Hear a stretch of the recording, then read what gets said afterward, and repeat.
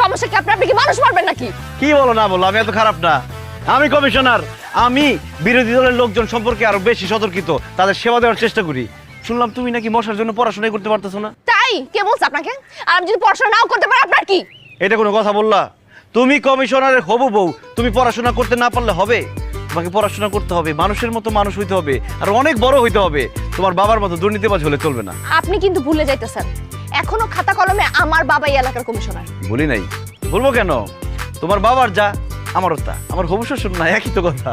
শুধু উনি দুর্নীতি করে, আমি করি না, এই যা পার্থক্য। আপনি না আমার বাবার সম্পর্কে একটা বাজে কথা বলবেন না। আপনার এত সমস্যা না। আপনি শোনেন, আমি খারাপ, আমার বাবা খারাপ, তাই না? আপনার কাজ করেন, আপনি আমার চোখের সামনে আর আইসেন না, ঠিক আছে? আপনার যা খুশি আপনি করেন, আমার চোখের সামনে আপনি আসবেন না। কি বললা? বুঝছো? বান্ডে, তোর ভাবির বাসায় প্রত্যেকদিন 2 বার করে মারবি, ঠিক আছে? মশা যাতে না থাকে।